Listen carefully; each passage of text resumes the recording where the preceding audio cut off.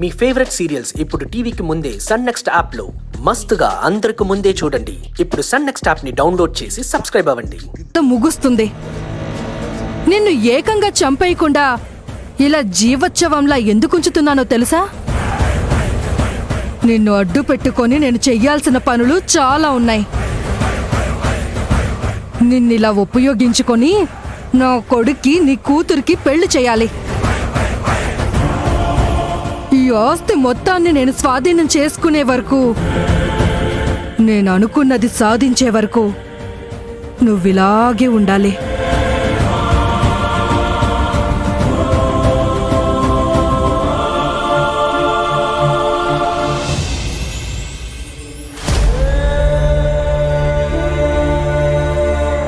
ఎక్కడున్నావు జ్యోతి?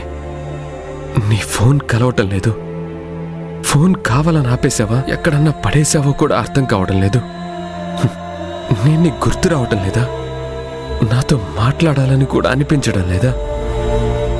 నేనైతే ప్రతి క్షణం నీ గురించి ఆలోచిస్తూ పిచ్చివాళ్లా బ్రతుకుతున్నాను.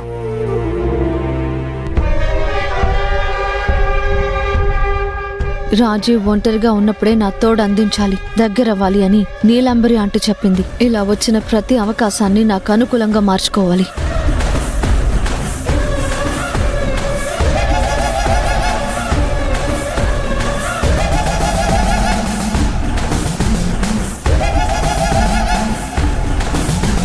ఎందుకు ఇలా కూర్చున్నావు?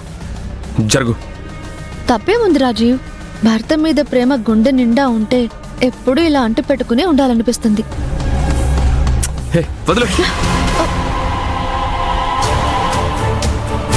ఎందుకు రాజీవ్ నన్ను చూస్తే కోపడతావు? నేను పక్కన కూర్చుంటే చిరాకు పడతావు, నేను మాట్లాడితే విసుకుంటావు. పదే పదే ఇదే విషయం నువ్వు అడగడానికి, నేను చెప్పడానికి ఇదేమి రామాయణం కాదు. నీకు తెలిసి కూడా ఎందుకు పదే పదే నా జోలికొస్తావు?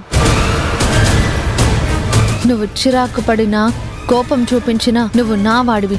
నా మీద అన్ని హక్కులు ఉన్నాయని అనుకుంటాను, కానీ నీకు దూరం కాను, నిన్నసలు వదులుకోను. రాజీవ్, కూర్చొని ప్రేమగా మాట్లాడుకుందాం. ఇలా ఎన్ని రోజులని తిరిగి రాని జ్యోతి కోసం ఆలోచిస్తూ బాధపడుతూ కూర్చుంటావు? నీకోసం పరితపించే నా గురించి ఆలోచించు. రా కూర్చో. కూర్చో. ఎందుకు ఇలా అసహ్యంగా బిహేవ్ చేస్తున్నావు? అసలు నువ్వేం చేస్తున్నావు నీకు అర్థం అవుతుందా? నువ్వుండగా నా జ్యోతి నాకు దగ్గర కాదు. నువ్వు నన్ను వదిలిపెట్టి వెళ్తేనైనా నా జ్యోతి మళ్ళీ తిరిగి వస్తుంది. నిజంగా నేను బాగుండాలని నువ్వు కోరుకుంటే నా నుంచి దూరంగా వెళ్ళిపో. రాజీవ్, నువ్వు ఇలా మాట్లాడితే నేను నిజంగానే ఎటన్నా వెళ్ళిపోతాను. వెళ్ళిపోమ్మనే చెప్తున్నాను. నిన్ను చూస్తున్న ప్రతి క్షణం నా మీద నాకే విరక్తి కలుగుతుంది. ఇంతకు ముందు నాకు మనశ్శాంతి మాత్రమే ఉండేది కాదు. మా అమ్మను అడ్డు పెట్టుకొని వచ్చి నా గదిలోకి చేరావు. అప్పటి నుంచి నాకు నిద్ర కూడా కరువైంది. ఎందుకు నాకింత నరకం చూపిస్తున్నావు? నువ్వంటే నాకు కంపరం. నేనంటే ఇష్టం లేని వాడివి నా మెడలో ఎందుకు తాళి కట్టావు? నువ్వెన్నిసార్లు ఎన్ని రకాలుగా మార్చి నన్ను ప్రశ్న అడిగినా నాది ఒక్కటే సమాధానం. నేను మనస్ఫూర్తిగా నీ మెడలో తాళి కట్టలేదు. మా అమ్మ ఎమోషనల్ బ్లాక్మెయిల్ చేస్తే నా మనసు చంపుకొని నీ మెడలో తాళి కట్టాను. నువ్వంటే ఇష్టం లేదు కాబట్టే 2 ముళ్ళేశాను. సరే రాజు, సరే. అప్పుడంటే జ్యోతి మీద ప్రేమతో నీకు నేనంటే ఇష్టం లేదు. ఇప్పుడు తను లేదు, నీతో బంధం తెంచుకుని వెళ్ళిపోయింది. ఇప్పుడైనా నా ప్రేమను అర్థం చేసుకుని నాకు దగ్గరవు రాజు. అది జరగని పని.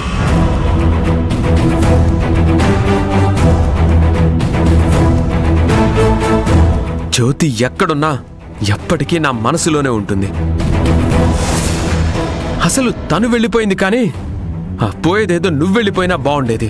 నేను మనశ్శాంతిగా బతికేవాణ్ణి.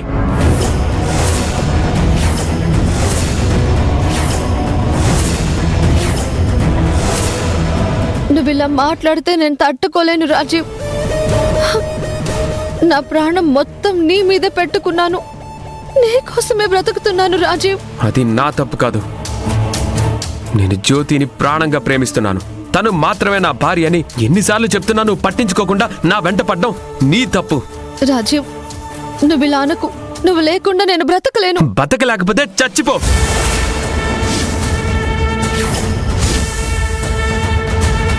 నువ్వు ఆ మాట అంటే నేను నిజంగానే చచ్చిపోతాను రాజీవ్. హ్యాపీగా చచ్చిపో. నువ్వు నాకు చేసే పెద్ద సహాయం ఏదైనా ఉంది అంటే అదే. నువ్వుండగా జ్యోతి నా దగ్గరికి రాదు. నువ్వు ఏమైనా అయిపో, నా దగ్గర మాత్రం ఉండకు.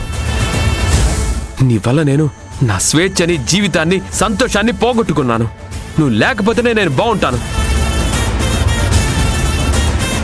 రాజీవ్, ఇది జోక్ కాదు, సీరియస్గా చెప్తున్నాను. నేను చచ్చిపోతాను. హేయ్, బెదిరించుకో. నా కళ్ళ ముందు నువ్వు ఉండొద్దు, అంతే. అయినా నువ్వెక్కడికి వెళ్ళవు, నేనేటైనా వెళ్ళిపోతాను. నువ్వెక్కడికి వెళ్ళాల్సిన అవసరం లేదు. నేనే శాశ్వతంగా నీకు దూరం అవుతాను.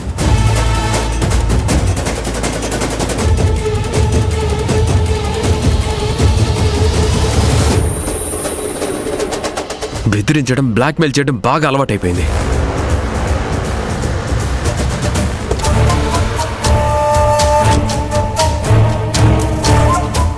జ్యోతి రాజీవ్కి దూరం అయితే రాజీవ్ నాకు దగ్గర అవుతాడని నీలంబరి ఆంటీ చెప్పింది. కానీ రాజీవ్ నన్ను ఘోరంగా అసహించుకుంటున్నాడు. పురుగు కంటే హీనంగా తోసిపాడేస్తున్నాడు. ఇప్పుడే వెళ్ళి నేను నీలాంబరి ఆంటీతో మాట్లాడి రాజీవ్ నా సొంతం కావడానికి ఏం చేయాలో ఆ రూట్ ఆలోచించాలి.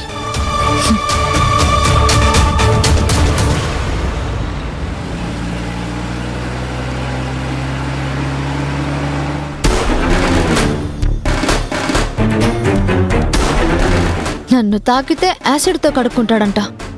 నేను మాట్లాడితే కంపరంగా ఉందంట. నేను చస్తే తను ప్రశాంతంగా ఉంటాడంట. అసలు రాజీవ్ నా గురించి ఏమనుకుంటున్నాడు? ఇన్నాళ్ళు తనకి జ్యోతి మీద ప్రేమ ఉందనుకున్నాను. తర్వాత ఆ ప్రేమ నా వైపుకు మళ్ళుతుందని ఆశపడ్డాను. కానీ నా మీద ఇంత అసహ్యం ఉందని ఇప్పుడే అర్థమైంది. రాజీవ్ ఇలా అంటాడని నేను అస్సలు అనుకోలేదు.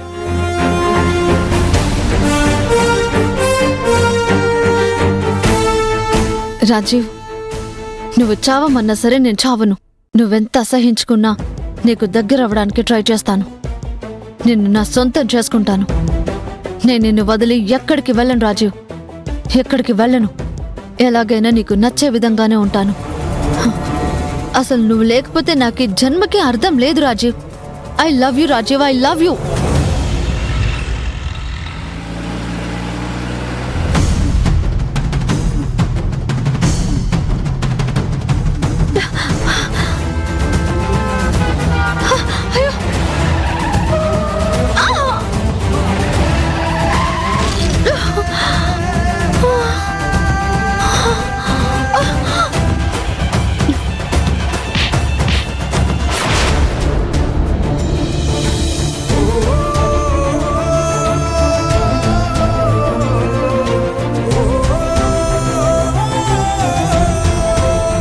శ్రావ్యకేదో యాక్సిడెంట్ అయినట్టు పీడకలొచ్చిందేంటి దేవుడా?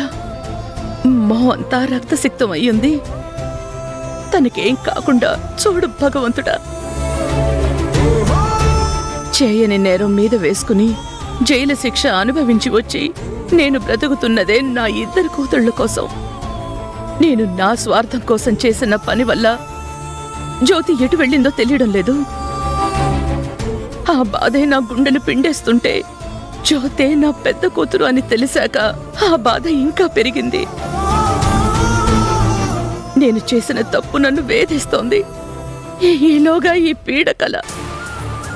శ్రావ్యతో మాట్లాడితే గాని నా గుండె దడ తగ్గదు, నా మనసు కాస్త కుదుటపడదు.